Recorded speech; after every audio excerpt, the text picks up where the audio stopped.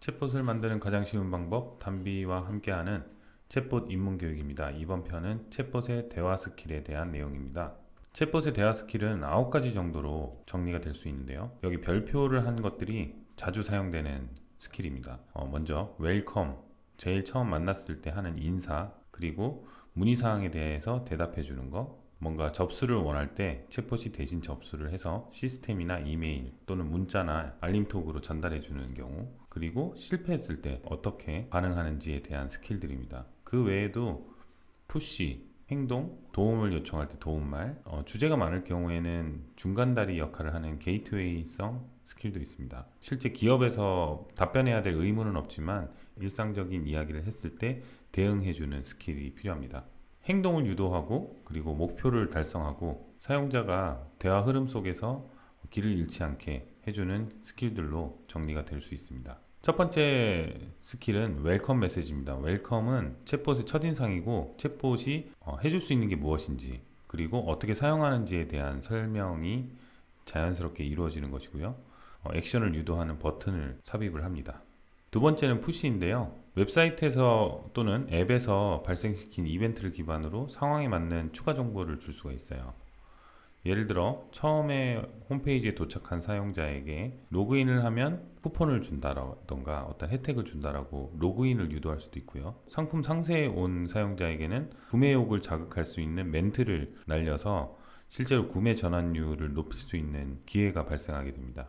장바구니에 물건을 담은 경우에도 이 브랜드는 얼마 이상 구매 시 추가 혜택이 있다, 이런 이야기를 할 수도 있겠죠. 첫 화면에서 메뉴 안내가 가능하다, 이렇게 안내를 해줄 수도 있겠죠. 특히 메뉴가 굉장히 많은 서비스나 시스템 같은 경우에 활용되기에 좋습니다. 그리고 어떤 특정 화면에서 옵션이 많을 때 일반적으로 어떤 선택을 한다, 이런 안내도 굉장히 도움될 수가 있습니다. 목표 지향적인 대화의 또 하나는 문의사항에 대해서 답변하는 것입니다. 예를 들어 민원 챗봇 같은 경우에 뭔가 교부를 해달라고 했을 때 그 교부를 해주는 화면으로 안내를 해줄 수도 있고, 그리고 뭔가 문제가 발생했을 때도 링크를 줘서 확인할 수 있는 페이지를 안내해 줄 수 있습니다.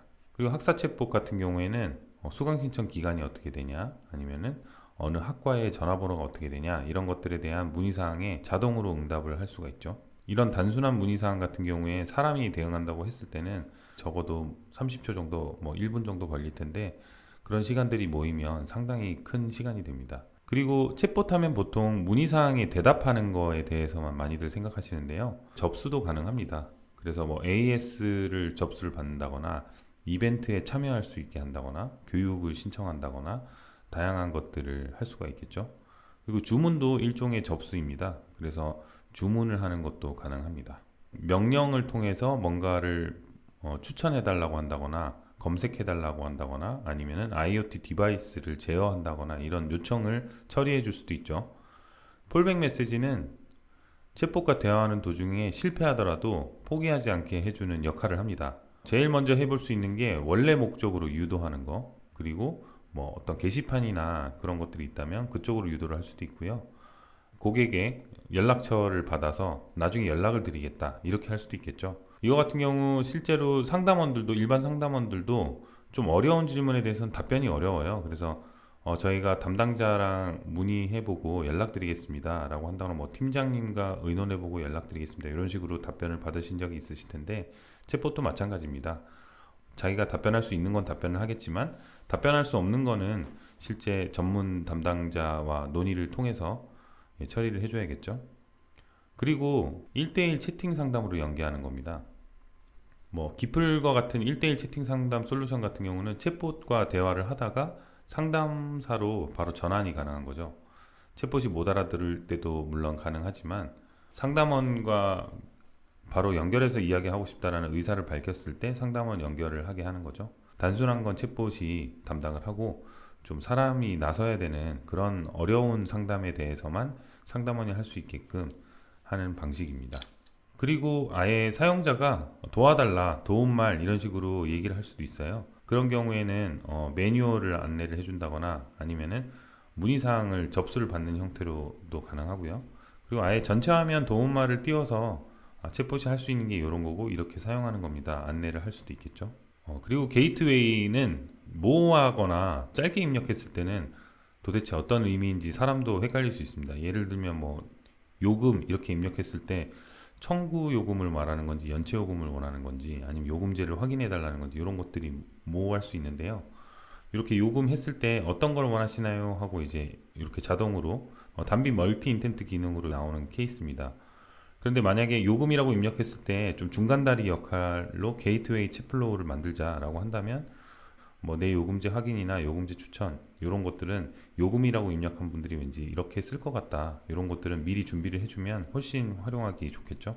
마지막으로 스몰톡인데 기업의 목적은 사실 스몰톡을 해주려는 거는 메인 목적은 아닐 겁니다. 그런데 입력창이 열려 있다 보니 어떤 얘기를 할지 사실 몰라요. 이렇게 칭찬을 한다거나 날씨를 물어본다거나 뭐 아니면 욕을 한다거나 이런 것들에 대해서 어떻게 받아치느냐에 따라서 기업의 이미지가 달라질 수 있고요. 그리고 뭐 날씨 얘기를 만약에 했다고 하면 오늘은 비가 옵니다. 이렇게 뭐 기상청에서 정보를 받아와서 뭐 대답을 해줄 수 있겠죠. 그렇게 끝나는 게 아니라 비 오는 날에는 역시 치킨이죠. 이런 식으로 치킨 주문을 유도한다거나 비 오는 날엔 역시 축구 경기를 보는 게 좋겠죠. 뭐 영화를 보는 게 좋겠죠. 이렇게 컨텐츠를 쪽으로 유도를 한다거나 이렇게 일상 대화가 나온 상황에서도 챗봇의 원래 목적, 기업의 목적으로 유도를 할 수가 있습니다. 이렇게 챗봇의 스킬에 대해서 좀 살펴봤는데요.